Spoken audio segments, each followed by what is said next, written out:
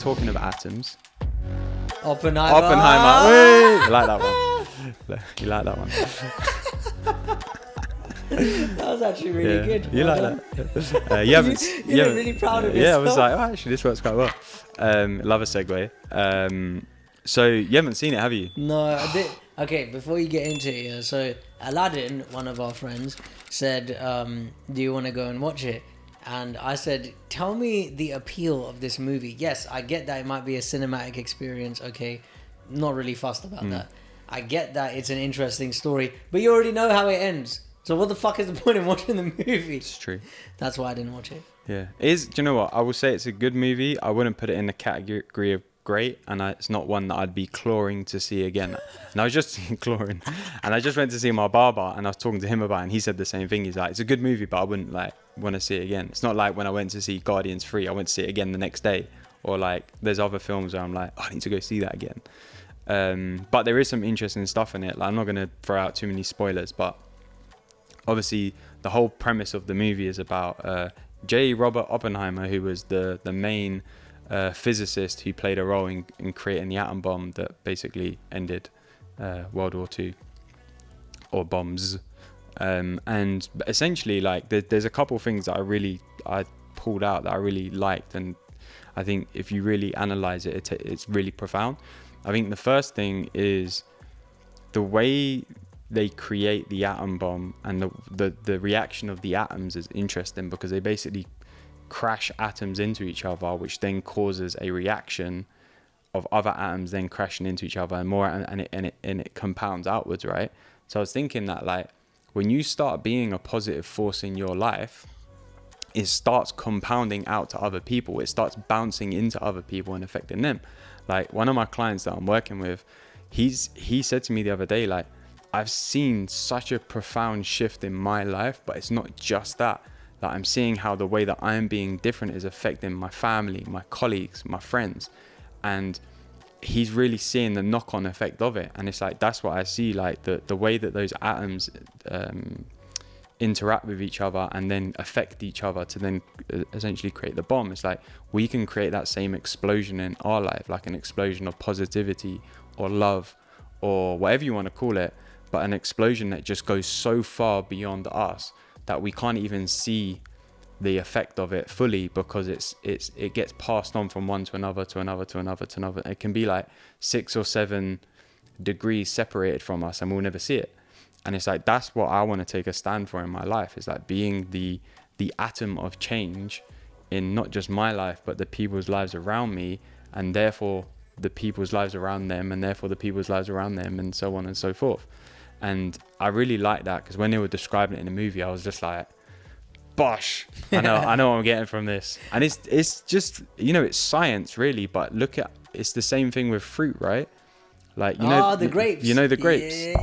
There's a quote from I can't remember who it's from now. There's a quote from somebody. It's basically, shout out someone. Shout out some guy. And it's basically like saying, like, you know, when grapes in a vine, what's it called, a vine field or whatever, on the vines ripen. shout out some guy. Yeah, it happens one grape at a time. So, like, the first grape will ripen, and then that will release some enzymes and a signal to the other grapes around it to start ripening, and then they start releasing the things, and it starts from one grape and it moves outwards. And it's like, we can be the grape. Doesn't sound as profoundly, does it? We can be the grape in our lives for other people.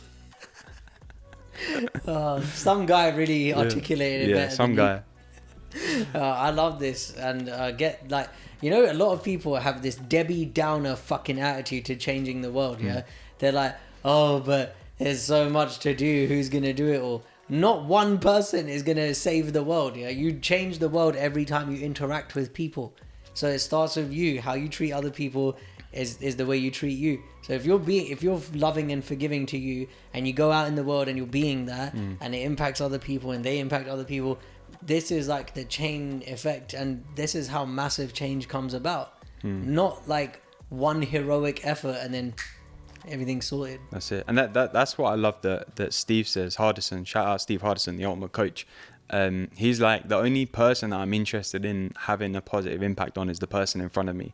I don't care about trying to impact millions, hundreds, thousands. Like, It's just that one person in front of me, because if I have an impact in that one person's life, then they're going to take that away and they're going to then pass it on to someone else in their own way. It's not going to be the same way. They're not going to copy it, but they're going to take it on for themselves. You know, the impact that people have had in my life in that way, I've taken it on. I've seen the change in me, and then I go and pass it on to, you know, people that I work with, people who I spend the most time with, Shen, you, parents, friends, you know, whatever. And our amazing Nerd Life Coaches audience. Yeah, and you guys. Our friends. This is our version of being the grape in your life. Yeah. Yeah, bring back the grape quote. You'll find out who some guy is so we can get him on the fucking podcast. I think there's something that's really underrated, which is people underestimate the impact that they're having on everyone else by who they're choosing to be in the world. Look at all of the stuff that we talk about. Mortal Kombat is being such a grape in my life. I've got it on my body forever. That sounds really funny. A grape in my life. Same with Naruto. Like, these things are the impact is not just what's visible. I don't think the creator of Naruto was sitting there thinking, yeah, Sachin's going to look great with these tattoos that he's got of these characters from my anime. Might have done. Could have seen the future. But you know, like, that's really that's why I love what we do as coaches, because we're on the front lines of change. We're having one conversation at a time, and those conversations are affecting people in pockets and ripples in ways that we don't even know about. Yeah, and sometimes we won't. Yeah, I was gonna say, sometimes people will come to us and be like, by the way, you don't know me, and this is the impact you're having on me. And a lot of times we won't know. Yeah, I've had a conversation recently with someone who I spoke to originally in January, who messaged me out of the blue like a few months later. Hey Alex, like, just want to say that conversation we had, like, this is how much it's changed for me, like, in my life since then, like, and I was like, oh, I didn't even know that. Like, I would never have known unless they got back in contact with me. And it's like that's kind of what we're getting at, is you never know the impact that you're going to have on someone's life, you know. And that can be in both ways. That can be in a positive way or a negative way.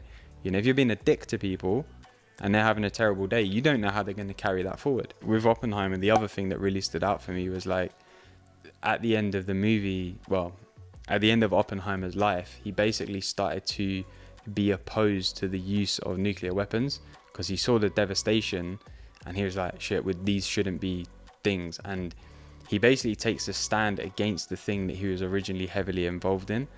And I love that, because it's like he's taken a stand for what he believes to be true. Yeah, he was part of the main scientist and whatever, and he became like one of the most famous people in the world because he created the bomb, and his team they worked with. But he was like, I don't actually stand for this. Like, this isn't what I don't want this to be my legacy. I don't want to be known as the guy who created the atom bomb. Like, I want to be known as the guy who actually opposed this thing that we created, because it's going to ruin the world. Like, there's going to be a knock-on effect, as we were just saying, of this. And it's like, we're going to destroy the world with terror, with fear, and you see it now all the time, like, oh, we can't do this because North Korea might hit the red button, or no one's helping out, let's not get into the politics, no one's helping out Ukraine because they're scared of what Russia's going to do. Like, that's all a knock-on effect. And Oppenheimer started taking a stand for that, and he's like, actually, yeah, I know I created this thing, but I'm going to take a stand against it now, because I don't believe it's right. I think we need to pass some sort of, I don't know, political thing so that there's control over how these things are being created, how many there are. Like, we need to control it, otherwise it's going to get out of hand. And it reminded me of, like, what are we taking a stand for in our life? What are the things that we value? What do we really believe in? What are the truths that we want to stand by in our lives that become the pillar of our lives, you know? And taking a stand for it, like you were saying earlier, like you're stepping up, you're taking a stand level. And that's like really what I see there with Oppenheimer. He's like, dude, like, this can't be cool. We can't just let every Tom, Dick and Harry run around creating these bombs that can just blow up a whole city in an instant. Like, it's insane. It often looks like with Oppenheimer, it sounds like, oh yeah, this thing is very powerful, it's very useful, it's going to end this war, great. But it took on a different life after that. Yeah. And I think there's something to be said about that, man. Look at Pain in Naruto. Almighty push, you can destroy a whole town, but once you've achieved peace, what are you gonna do after? You're not gonna be all right with not using your powers anymore. You got a fucking Rinnegan active and all of that. Okay, we're getting off topic, but I think there's something to be said about that. Like, when you're being a stand for something, you stay the same throughout the journey, as in like you stand for the same thing. But when it's outcome driven, when it's more like I need to create this thing, and it's not about like a cause higher than yourself, it takes on a different life. Afterwards you tend to reflect on how selfish you've been. Yeah. And then it's like, and again, part of the work that we do is like taking a stand in other people's lives, right? Like, do you want to be living your life that way? What effect do you want to have on the people around you? Why aren't you doing it? Here's how you can do it. Like, let's help you become the person who can do that. And it's like, when you take a strong stand for things, that people actually, even if people don't agree with you, they normally respect you because you're taking such a strong stand for your values and the things that you believe in. And there's people that, I see online, I don't necessarily agree with their opinion, but I do kind of respect that they're so solid in, like, they're not going to budge on their view. They're like, no, this is my truth. This is how I see things. Thanks for watching this clip. If you like this, be sure to hit that like and subscribe button, and come and follow us on Instagram and TikTok @NerdLifeCoaches. You can find loads more there.